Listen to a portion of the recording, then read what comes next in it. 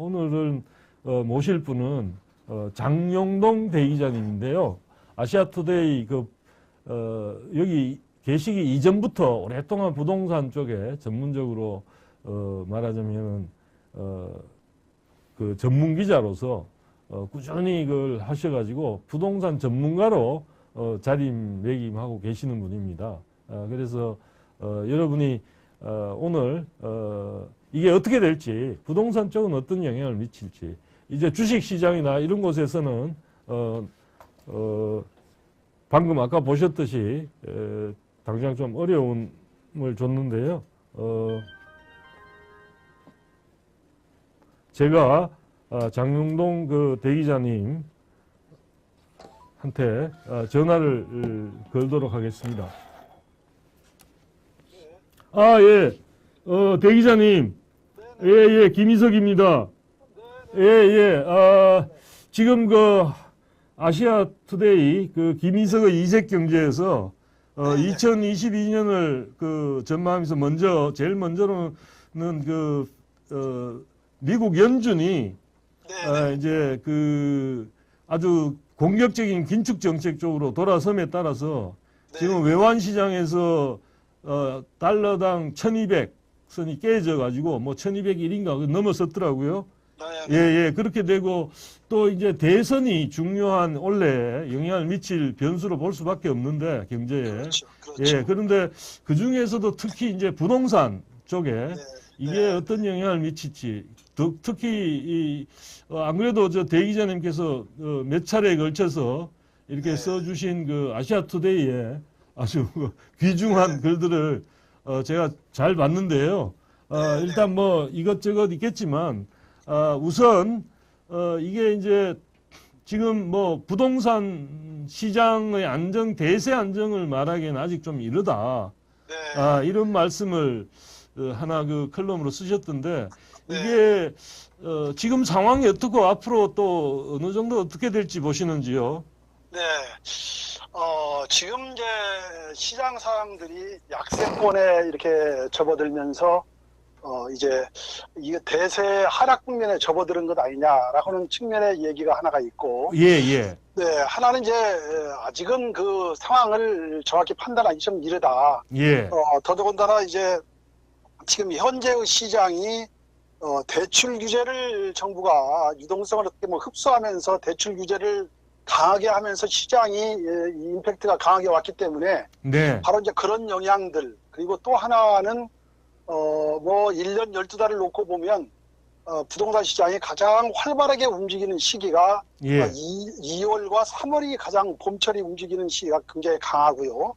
또 가을은 8월 말부터 9월까지가 가장 움직임이 강한 시기인데 그리고 나머지는 이제 비수기에 접어들어서 대개 상반기에는 5월과 6월이 비수기고 그다음에 하반기에는 11월과 12월이 이제 비수기로 이렇게 부동산 시장의 움직임들을 볼 수 있는데 한 40년간 평균치를 내면 확연하게 그게 나옵니다. 그렇기 때문에 이제 어떤 계절적인 비수기의 영향, 앞서 말씀드린 대출 규제가 강한 영향을 미쳤지만 또 하나는 역시 이제 비수기에 접어들었다는 점, 그리고 그동안에 쉼 없이 계속 올라왔던 거에 대한 피로감, 이 세 가지가 가장 겹친 것으로 이제 저는 판단하고 있습니다. 네.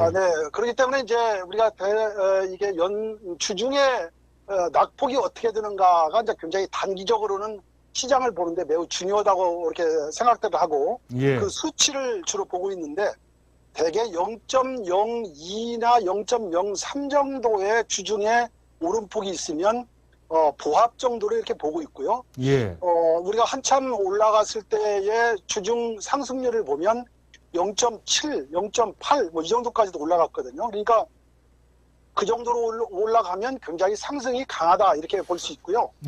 또 0.02 이하로 내려가면 굉장히 약세에 머물 수 있는 가능성이 크다 이렇게 봐야 될 텐데 지금은 대략 한 0.02 선에서 지금 움직이고 있습니다. 그러니까 여전히 오르기는 오르고 있는데 그게 굉장히 둔화되는 속도가 양이 많고 하락 속도가 굉장히 강하다 이렇게 볼 수 있을 텐데요.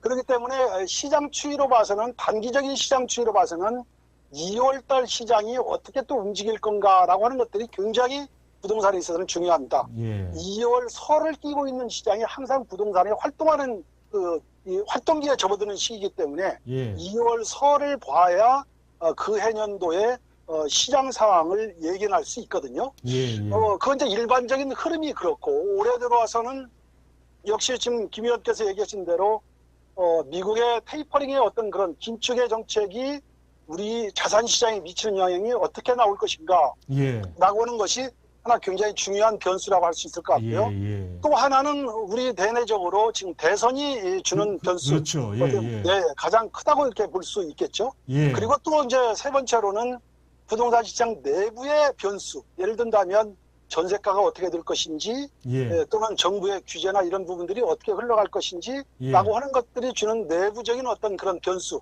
이렇게 세 가지 정도로 요약해 볼 수 있을 텐데요. 예. 우선은 연초에 지금 전망으로 보면 현재의 어떤 그 시점은 어떻게 보면 상당히 변곡선이 그어질 수 있는 가능성이 큰 어떤 그런 사항들인 것만은 분명한 것 같습니다. 예. 예를 들어서 어쨌든 대출을 규제해 놓고 보면 매수세가 급격히 약화될 수밖에 없고, 예. 그러다 보면 역시 시장의 매물이 늘어날 수밖에 없는 그런 상황들이고, 역시 또 강한 세금 문제로 인해서 매물이 나올 수밖에 없는 그런 구조를 가지고 있는 것으로 봐서는 예. 매물이 늘고 살려는 사람은 적기 때문에 역시 약세권이 계속적으로 형성될 수밖에 없다, 이제 이렇게 예. 보여지는데요. 예. 그러나 아까 얘기한 세 가지 변수로 본다면 미국의 어떤 그런 그 기준금리의 인상이라든지 테이퍼링 확대, 긴축 이런 부분들은 우리 자산시장에 마이너스적인 효과를 상당히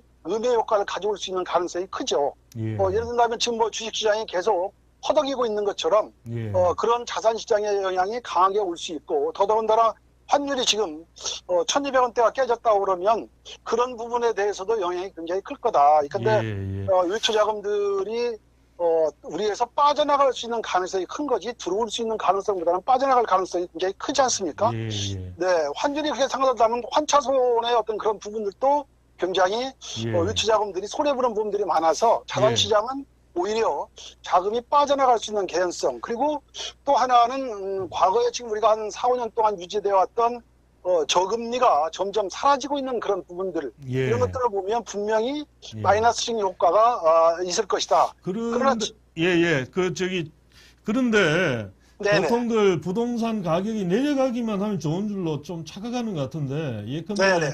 그 담보대출 같은 것들이 돼 있을 테고, 그다음에 그 부동산 가격이 갑자기 떨어져서 대출을 그렇습니다. 했던 그 회수를 제대로 못하면 또 금융 쪽에도 문제가 생길 수 네네. 있어서 안정으로 가는 게 중요하지, 이게 무슨 막 떨어지면 좋다 이렇게 말하는 게 어려운 그렇습니다. 거 아닐까요? 아주 중요한 지적을 해주셨는데, 지금 그런 부분에 대해서 아무도 걱정하지 않고 있거든요. 그런데 이게 경착륙이 이루어질 수 있는 계약 가능성. 예, 그게 그걸 예를 없애야 될 것 들자면, 같은데요. 네, 굉장히 중요한 문제입니다. 과거에 일본이 92년도, 91년도에도 바로 그런 부분에 봉착해서 대폭락을 겪으면서 왔던 그 금융기관에 무너지는 현상들을 우리가 봐왔지 않습니까? 예. 바로 이제 지금까지 이 현 정부가 26차례의 공급을 비롯해서 대책을 내놨지만, 거기에 대부분의 대책들은 규제 중심의 대책들을 내놨습니다. 예. 그런데 그 규제가 바로 약발이 먹히는 게 아니고 계속적으로 시간이 흘러가면서 약발이 먹히게 되거든요. 예. 과거 정부에 있어서도 부동산 정책의 가장 큰 문제점들이 그 규제가 약발이 안 되면 더 강해지고 하다가 보니까 정말 이렇게 말씀드리면 어떨지 모르겠는데요. 총알 실탄을 있는 대로 다 쏘아서 예. 정말 완전히 시장을 벌집을 만들어 놓는데, 그게 2, 3년이 지나면 정말 시장이 초토화되기 시작합니다. 그러면 이제 그 다음에 가서 규제를 풀기 시작을 하죠. 예. 바로 조였던 것을 풀고 또 너무 풀어서 또 조이고 하는 그런 과정이 부동산 시장이 뜨고 가라앉고 하는 그런 가장 큰 영향을 미친 요소로 과거에도 확연하게 드러나거든요. 예. 그런데 이번 같은 경우도 지금 마찬가지지 않습니까? 계속 규제로 지금 문을 잠궈놓고 있었기 때문에 이 규제가 시장을 아마 굉장히 목마르게 만들 것이고, 예. 그게 한번 낙폭이 커지면 굉장히 커질 수밖에 없어서 예. 하드 경착륙이 될 수 있는 개연성도 굉장히 크다.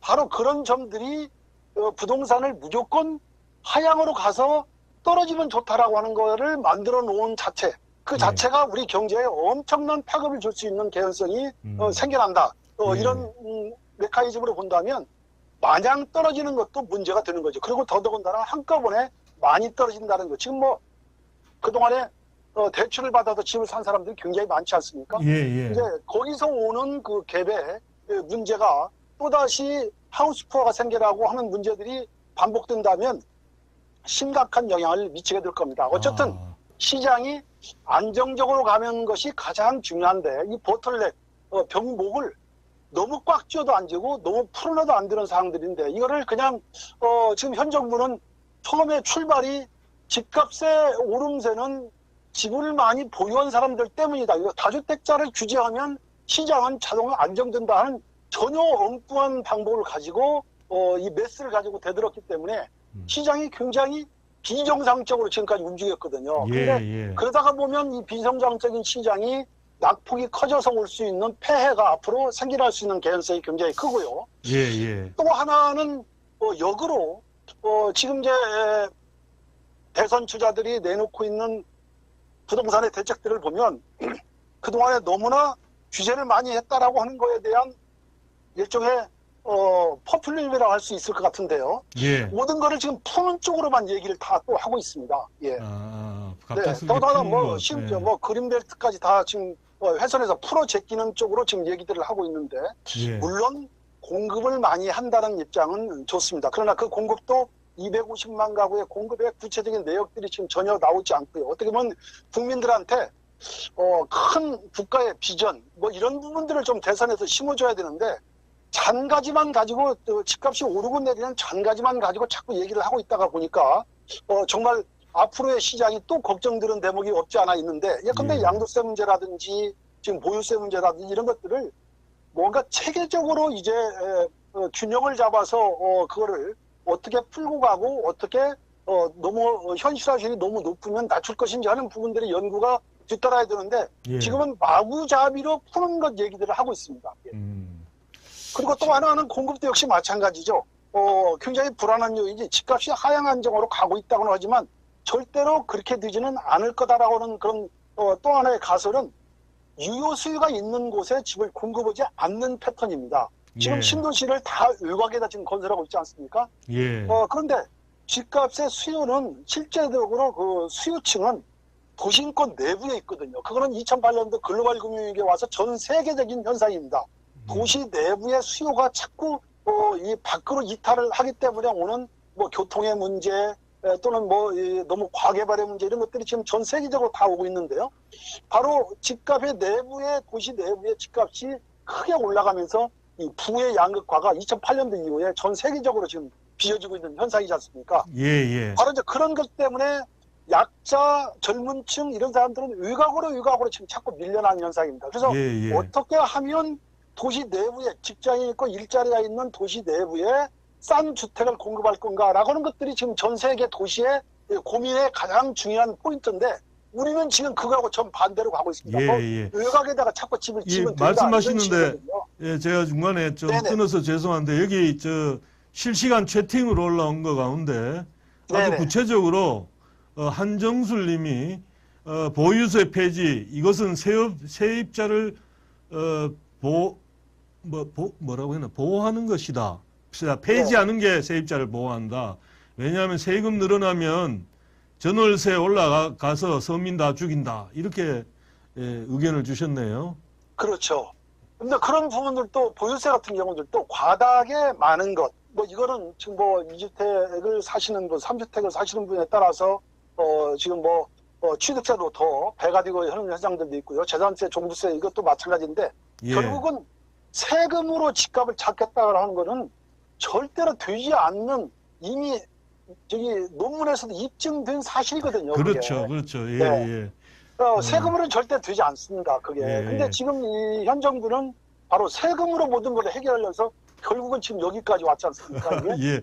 예. 네. 세금으로 안 된다는 말씀, 조금 이따 제가 또 다른 형태로 좀 설명을 네. 드리려고 하는데, 아무튼 이게 이제, 지금 현 정부가 세금을, 말하자면 세게 부과하고, 그래서, 팔게 내놓게 만들겠다. 혹은 네. 뭐 살 마음이 없게 만들겠다. 뭐 그런 거고, 그 더하기 또 양도세, 그러니까 보유세 더하기 거래세들, 취득세, 그 다음에 또 뭐 양도세, 이걸 엄청 올려서 또, 말하자면 그 토지 보유를, 주택 보유를 통한 그 말하자면 뭐라 그럴까요? 전문 용어는 캐피털 게인이라고 그러는데 아무튼 네, 네, 예, 그렇습니다. 그런 걸 얻지 못하도록 하겠다. 뭐 여기 더하기 또 자산 이득을 대출 못 얻게 규제를 또 만들겠다. 심하게 해서 사지 못하겠다 이렇게 되는데 이걸 참 이거 이제 그래서 기본적인 철학이 굉장히 그렇게 자산이득에 대해서 굉장히 아래되기를 가지고 있는데요. 예, 기본적인 철학이 바뀌지 않는 한 예, 저는 부동산 시장에 대해서 또 다른 우를 범할 수 있는 개연성이 굉장히 크다 이렇게 생각을 하고 있습니다. 예, 예를 들면 그런 다주택자들이 임대 시장에 기여하는 바가 얼마나 큰지를 먼저 예. 생각을 해야 됩니다. 예컨대 우리가 공공에서 공공임대주택을 공급해서 하는 것들이 많아야 7, 8%밖에 되지 않는데 예, 지금 대부분 우리가 민간 임대 시장에서 집이 두세 채 있는 분들이 집을 한 채를 세놓는 집을 예. 약자들이 바로 그 집에 들어가 살고 있거든요. 예. 그러니까 바로 다주택자들이 그런 기여의 효과가 굉장히 크다는 것을 인정하고 그 다음부터 뭔가 정책이 펼쳐져야 되는데 거기서부터 인정하지 않으려고 하는 캐탈 게인 얻는 것만 자꾸 문제를 삼다가 보니까 예. 그게 임대시장 자체가 불안해지고 예. 임대시장 자체가 불안해지면 또 금방 매수시장이 또 불안해집니다. 왜냐하면 예. 임대가 불안하니까 집을 살려고 하는 성향이 계속 늘어날 수밖에 예, 없기 예, 때문에 예. 그렇습니다. 예, 그럼 매수시장에 또 활기를 띠게 되는 이런 상황들이 연이어서 예. 벌어지는 상황들이 생겨나기 때문에 예. 바로 다주택자를 우선 인정하고 예. 그리고 그거를 어떻게 제도권 내에 끌어들일 거냐. 근데 지금 결국은 다주택자 규제에다가 브레이크가 안 걸리니까 임대사업장마저 또 규제하고 예, 또 나쁜 예. 집주인으로 또 몰아붙였고 예, 이래서 그렇죠. 공격대상을 확대해 갔지 않습니까? 예. 네. 예, 그리고 세금폭탄을 하면 집 눌러버리면 된다 이런 생각을 갖고 있었거든요. 여기 부동산 문제에 대해서는 정말 그 구독자님들이 굉장히 관심이 많은가 봅니다. 의견도 많고. 네네. 예, 여기 서울에 용적률을 높여야 할 듯하다. 네네. 그런 의견도 있네요. 중요하죠. 바로 지금 앞서서 제가 얘기 드린 대로 예. 서울에 집이 필요한 겁니다. 더 쉽게 얘기하면 예. 외곽에 집이 필요한 게 아니고 서울에 집이 필요해서 굉장히 취약계층이라든지 정말 일자리가 지금 구해서 밥을 먹고 살고 하는 우리가 생활을 소위 영위하려면 서울권 내에 집을 싼 주택, 주거비를 아주 싼 그런 주택들을 많이 공급을 해야 되는 상황입니다. 예. 외곽에 공급하고 내 집이 중요한 게 아니고 예. 그러다가 보면 결국은 서울권 내에 집을 보다 많은 주택을 공급한다라고 하는 입장에서 본다면 지금 역세권이나 이런 데 용적률을 높일 수밖에 없는 그런 구조입니다. 거기밖에 나올 데가 없거든. 이미 나대지는 거의 없기 때문에 그게. 그래서 용적률을 좀 높여서 그런 데서 나오는 주택들을 좀 더 싸게 그리고 젊은 사람들이나 신혼부부나 이런 취약계층들한테 제공해 준다면 훨씬 더 윤활하게 돌아갈 겁니다. 그게 이제 어떻게 보면 주거사다리인데요. 예. 지금 먼저 안 그래도 제가 굉장히 대 기자님이 쓰신 글들을 읽으면서 굉장히 머리에 들어왔던 단어가 주거사다리입니다. 왜냐하면 그 사람들이 한꺼번에 무슨 로또 맞듯이 뭐가 될 수도 없고 이게 주거란 거는 사실은 가장 돈이 많이 드는 재산, 우리나라 사람들한테 재산이라는 게 대부분 요즘은 주식도 좀 하는 사람들이 늘어났지만, 부동산이라는 게 굉장히 큰 부분이지 않습니까? 그렇죠. 예, 그런데 그거를 한꺼번에 젊은 사람들한테 갑자기 가지게 만드는 것도 로또처럼 해서 그것도 이상한 것 같고, 못하는 많은 사람들한테 박탈감을 줄 거고, 네. 그게 아니라 차근차근 이제 소득에 맞게 그걸 사갈 수 있는 주거사다리라고 표현하셨는데 그런 걸 잘 만들어준다는데 포커스를 좀 맞추는 게 더 좋지 않겠나 그런 생각을 했습니다. 안 그래도 그렇습니다. 좀 말씀해 주시죠. 예. 네, 저희들도 이제 베이비모 세대지만 그렇게 주거사다리를 영위해 왔지 않습니까? 다세대주택의 지하 단칸방에 신혼생활을 하다가 그 다음에 이제 지상으로 올라와서 임대주택 하나 분양받고 또는 임대주택에 거주하다가 조그마한 소형주택 하나 분양받고 그 다음에 아이들이 자라면서 이제 중형 아파트 분양받고 하는 사다리를 해서 계속해서 이렇게 위로 상향해서 올라왔거든요. 예, 그렇게 이제 올라오는 데에 다리를 정부가 열심히 도와줘서 예. 뭐 쉽게 조금 노력하면 또 금방 이렇게 갈 수 있도록 만들어주는 것이 굉장히 중요하지. 여기서 모든 거를 임대주택이 다 해결해주겠다 해서 정부가 임대주택만을 짓겠다. 이거는 또 다른 문제를 야기하는 거죠. 지금 우리가 흔히 유럽의 임대주택 얘기하면서 유럽 얘기를 하지만 유럽의 임대주택은 우리와 이 태생이 상당히 다릅니다. 유럽은 1차 세계대전이나 2차 세계대전을 겪으면서 젊은 사람들이 전쟁터에 가서 정말 많은 피를 흘리고 본국으로 이제 전쟁이 끝나면서 본국으로 돌아왔습니다. 그러다 보니까 이제 결혼하려고 하는 그런 순간에 절대적으로 요구한 게 이제 집이 요구가 필요하게 됐죠. 바로 이제 그러면서 이게 이제 임대주택이 굉장히 많이 지어지기 시작했는데 그게 결국은 임대주택이 많이 지은 임대주택이 정부의 재정 적자를 엄청나게 가져와서 결국은 또 임대주택을 매각하는 그런 일들, 정말 영국 같은 경우들은 그 임대주택을 매각하는 상황까지 벌어졌거든요. 그러니까 그거를 우리 지금 뭐 바우처 우리가 주거비를 일부 지금 제공하고 있지만 그렇게 현금이나 돈을 줄 건지 바우처로 주는 것이 나은지 아니면 집을 임대주택을 지어서 지는 것이 나은지 하는 것도 좀 뭔가 정확히 잘 판단해서 해야 할 일입니다. 그게요. 무조건 집 임대주택만 많이 지어서 거기를 공급해준다 그러면 나중에 10년, 20년이 지나면 그 임대주택이 엄청난 재정 적자를 가져와서 그 영국이 그러지 않습니까? 영국이. 바로 그렇죠. 아무튼 유럽 국가들이 대부분 다 그런 상황에 처해 있습니다. 그것도 아주 다음에 한번 좀 생각을 따로 연구를 그러니까 어려운 주거 문제에 관해서 어려운 이들을 어떻게 돕는 게 가장 바람직한가 그 문제인데 그 부분에 대해서도 한번 따로 우리 대 기자님한테 말씀을 좀 듣고 싶고요. 지금 이제 그 구독자분들께서 굉장히 화를 내시는 부분이 양도세가 너무 심해서 이거는 뭐 표현을 공산당 같이 세금으로 강탈하는 게 맞습니까? 노인들이 벌이 넣고 집세라도 나와서 생활 먹고 사는데 무슨 세니 뭐 보유세니 하면서 다 강탈하는 게 맞느냐는 표현까지 쓰고 있네요. 그렇죠. 바로 굉장히 화가 나나. 김 의원이 아까 얘기하신 것처럼 이제 캐피탈 게인 문제, 우리가 자본이득을 이제 많이 취하는 거, 바로 이제 그게 자본이득이라고 하는 것이 이제 투기하고 연결되는 그런 부분일 텐데요. 그런 단기적인 어떤 그런 투기적인 성향을 노려서 주택을 투기 대상으로 삼았다라고 하는 것에 대해서는 우리가 강하게 양도세를 매겨야 할 의무가 있습니다. 그 부분은.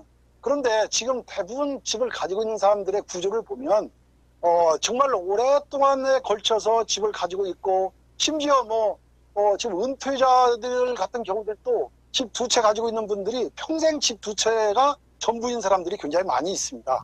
그렇게 장기 보유해서 주택을 가지고 있는 그런 경우들, 이런 경우들은 일단 그 대상에서는 굉장히 제외시켜 놔야 될 텐데 처음에 너무 강하게 세금으로 다스리려고 하다가 보니까 모든 것들을 그냥 강한 세금으로 세금 폭탄으로 다 해결하겠다 이렇게 생각을 했거든요. 그러다 보니까 지금 오는 리액션이 엄청나게 커질 수밖에 없고 그것이 임대자들한테 또 다시 전가될 수밖에 없고 여러 가지의 복잡한 문제를 또 가져와서 지금 부동산 시장이 이상 과열 현상을 몰고 온 것도 그런 부분들을 잘못 건드렸기 때문에 그렇죠. 과열 현상을 몰고 온 거거든요. 그러면 대통령 선거라는 게 한편으로는 기존의 잘못된 정책들을 바꿀 수 있는 기회이기도 하잖아요.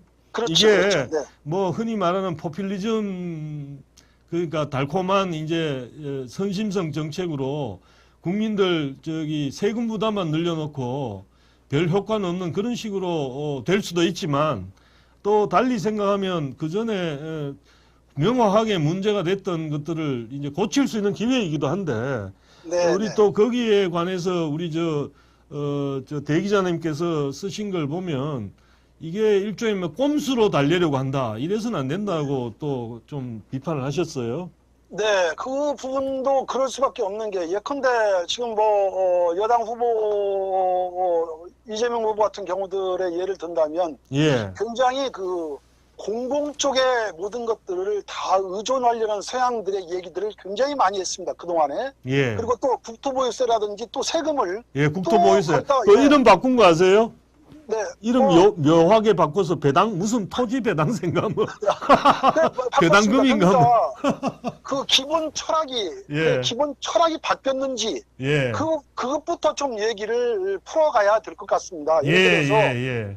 그게 정부가 또는 공공이 모든 것을 다 임대주택을 지으면 다 되는 건지, 예. 그다음에 그런 생각들이 바뀌어져서 다주택자에 대한 어떤 기여도라든지 또는 시장에 미치는 영향이라든지 이런 것들을 충분히 고려해서 이제 충분히 그런 부분들을 살려서 민간 기능을 살려서 가겠다라고 하는 것인가, 아니면 단순하게 지금 얘기하는 것처럼 뭐 세금 일부 깎아주고 유예하고 잠시 달래기식으로 유예란 거는 한편으로 몇 년간은 좀 덜 내게 하지만 그 다음에는 거둬 가겠다는 의미 아닌가요? 그렇습니다. 그러니까 이게 어떻게 보면 예.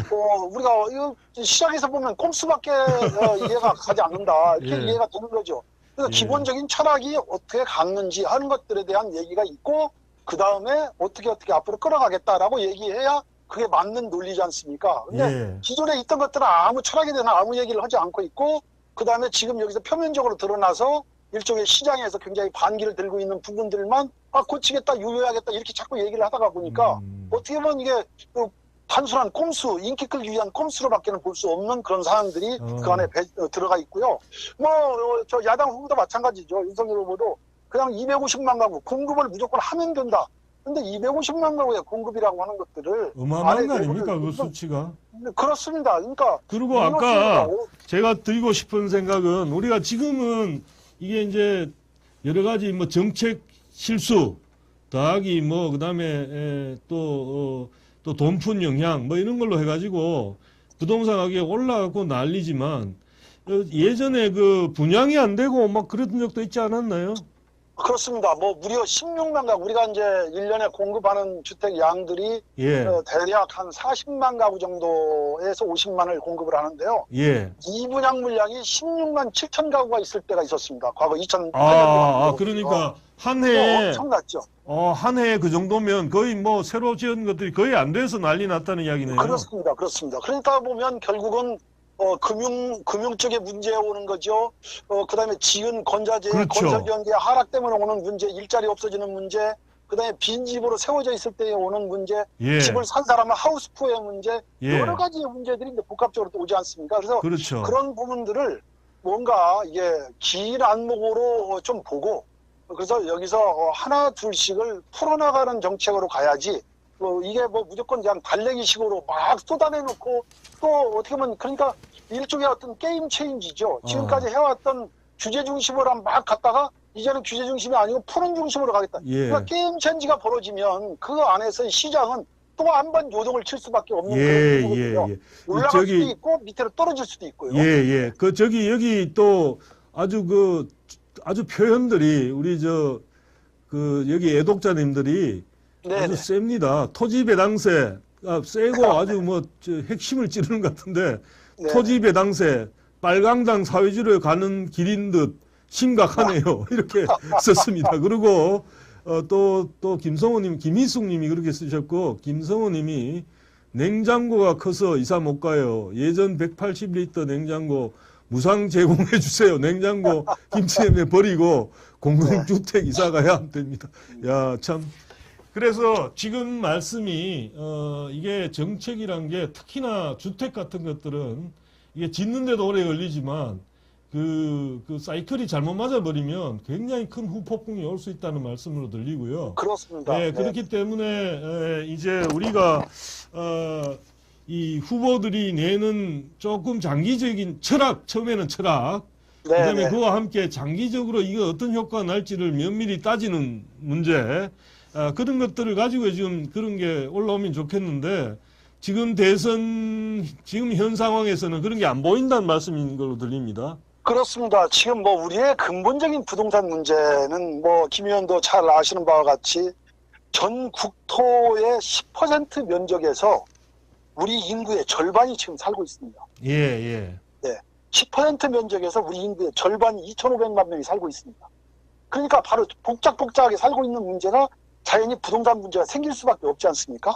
거기다가 지금 우리가 이 압축 경제 성장, 이게 한꺼번에 어떻게 보면 뭐 남들이 100년, 200년 성장했던 부분들이 우리가 50년으로 땡겨서 성장을 하다가 보니까 여러 가지 거기서 오는 시장의 문제, 또 도시화의 문제, 이런 문제들이 한꺼번에 겹쳐서 온 문제. 이런 예. 것들이 부동산에 어떻게 보면 가장 근본적인 그 내부에 있는 문제거든요. 예. 그러면 이 대선 주자라고 하시는 분들이 좀 더 우리의 비전을 크게 좀 펼쳐 보인다면 가장 근본적인 문제부터 시작을 해서 지금 단견적인 시장이 있는 데까지, 시장의 문제까지 쭉 펼쳐져서 국민들한테 장기적으로 100년 대계가 어떻게 가야 된다라고 하는 입장을 얘기를 해야 되고, 예. 지금 뭐 전 세계가 도시의 경쟁력이 그 나라 국가의 경쟁력이 있지 그럼요. 않습니까? 그런 이야기들을 사실 그런 예. 부분들을 펼쳐서 얘기가 가고, 예. 그리고 주택의 공급이 어떻게 되면 어느 정도의 공급을 어떻게 하고 하는 부분들까지 이르러야 되는데, 다른 건 하나도 거두절미하고 그냥 몇만 가구 공급하는 문제만 계속 얘기하고 있습니다. 예. 그렇게 예. 공급 약속해봤자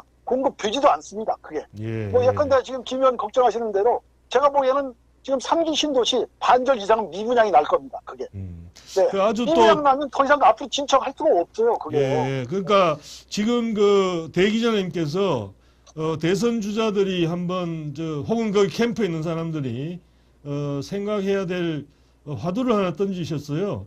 주택 정책을 그냥 주택 정책 단독으로만 자꾸 세우려고 하지 말고 도시 경쟁력 그렇죠. 그걸 같이 네, 생각해서 좀 큰 비전을 보여봐라. 그렇죠. 그래야 된다. 그런 말씀을 하셨는데 좀 그런 이야기를 평소에 좀 하신 적은 없습니까? 주변에. 뭐 여러 번 했죠. 근데 지금의 문제가 이게 예. 좀 더 전문가들의 얘기들이 응집된 얘기들을 좀 듣고, 예. 그리고 거기에서 그 정부의 철학에 맞는 부분들을 빼서 전체적으로 쓰면 됩니다. 그런데 아예 그런 부분들이 없고 민심에서 몇 사람이 그냥 다 기존에 있는 세력은 적폐 세력이고 기존에 있는 것들은 안 되고 자기들만의 옳고 하다가 보니까 이게 계속 한 방향으로 계속 고해서 더 강하게 하다가 보니까 지금 상황에 이르게 된 거죠. 예. 그래서 앞으로는 그런 우를 범하지 말아야 되는데 예. 지금도 다분히 그럴 가능성이 상당히 크다고 저는 보여집니다. 예. 왜냐하면 지금 발표한 내용들을 보면 어떻게 보면 그런 긴 비전을 가진 뼈다구가 형성이 다 하나 돼 있고, 그리고 거기에 곁가지의 문제들을 잠재우고 앞으로 끌어갈 방향성을 제시해야 되는데 그런 부분들이 거의 안 보이고 있거든요. 그러니까 주택 정책이라는 걸 맨만호 해갖고 가격을 뭐 언제까지 어떻게 하겠다 이런 얘기보다는 그렇습니다. 더 큰 줄거리를 해서 저 가격이라는 건 아주 작은 그거에 그런 주택의 비전 말하자면 그거에 붙어 있는 이야기가 돼야 된다는 말씀으로 들리고요. 그렇습니다. 아무튼 네. 이게 참 지금 대선이란 게 좀 이게 조금 더 지금 말씀하시는 그런 것에 대한 좀 이 경쟁이랄까 그런 게 되면 좋겠는데 아주 우리로 치면 말초적 만족, 그렇습니다. 말초적 그렇습니다. 만족을 주는 쪽에만 인간의 근본적인 만족보다는 네. 말초적 만족을 주는 쪽으로 좀 바뀐 듯한 그런 상황이다. 이렇게 네, 말씀하시는 정말 걸 들립니다. 예. 네, 정말 답답하죠. 뭐 예. 그런 큰 그림 속에 부동산 경제가 기본 원칙이 어떻게 흘러가는 건가, 이 경제 내에서 흘러가는 메커니즘들을 좀 보고 가면서 예. 그 정책을 내걸고 그거를 부작용이 생길 것이 어떤 경우면 예. 어떻게 가야 되겠다는 것까지도 가지고 뭔가 정책을 해야 되는데 예. 그런 거 없이 그냥 쑥쑥 그 정책만 내놓게 되니까 결국은 예. 시장이 이상 현상을 볼 예, 수밖에 없는 그런. 그 다음에 또 우리 이 분자님도 아주 재미있는 말씀을 하셨어요. 인구는 아기를 안 낳아서 인구는 줄어드는데 집을 자꾸 뭐 숫자만 늘리지 말고 세금을 낮추면 시장이 잘 순환이 됩니다. 그렇습니다. 그 말씀하시네요. 일리 있는 얘기거든요. 예컨대 지금 주택보급률이 110%에 달하고 있습니다. 예. 네? 그렇다면 새로 집을 지금 어디서 땅을 개발해가지고 새로 집을 지을 게 아니라 예. 기존에 있는 주택, 지금 85년도 이후에 지어진 주택이 전 주택의 절반을 넘습니다. 그게 예. 바로 생활이 우리가 나아지고 생활이 양상되고 또 1, 2인 가구가 늘어나고 또 고령 초고령 사회가 돌아가고 이러다가 보니까 과거의 주택의 패턴하고는 지금 사는 주택의 패턴 요구가 완전히 달라졌거든요. 그러니까 그런 말씀을 들으니까요.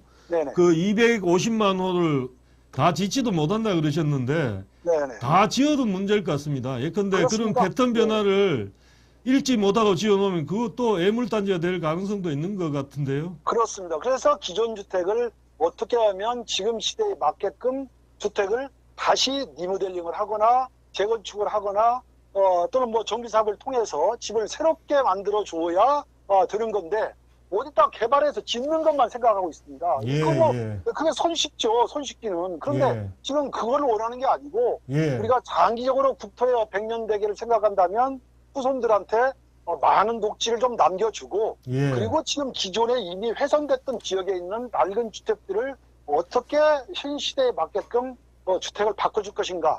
그리고 과거에 우리가 대가족제도에 살 때는 5명, 6명이 집에서 살 때는 각자 이 가족끼리의 역할이 하나 있었습니다. 집에 가면 뭐 청소하시는 분도 있고 음식장만 하는 엄마도 있고 다 있었는데 지금 1인 가구가 되다 보니까 이제 그런 주거 서비스가 다 각자 할 수 없는 상황이 됐습니다. 그러니까 예, 예. 주거 서비스를 어떻게 공공 쪽에서 또는 민간 쪽에서 제공해 줄 것인가라고 하는 것이 굉장히 중요한 상황이 됐거든요. 이제는 예, 예. 집만 덩그랗게 있는 게 중요한 게 아니고 그 집이 주택의 기능을 할 수 있도록 어떻게 보면 가정생활, 주택, 주거생활을 할 수 있도록 소프트웨어를 넣어줘야 되거든요. 그게. 예, 예. 그러면 그런 소프트웨어를 뭔가 개발해서 자꾸 새로운 주택에 새로운 기능을 부여하는 것이 예, 더 예. 중요한데 그냥 어디 녹지 훼손해서 집만 지금 택지 개발해서 집만 지금 모든 게 다 되는 것처럼 생각을 그리고- 하고 있거든요. 예, 예. 지금 김희숙 님이 아주 우리 대 기자님이 들으시면 반가워하실 말씀을 하시네요. 잘못된 정책들을 이제 고치려면 이게 전문가분들께 맡겨야 된다. 그런 말씀을 하시네요. 네, 네, 네. 절대적으로 필요하죠. 예.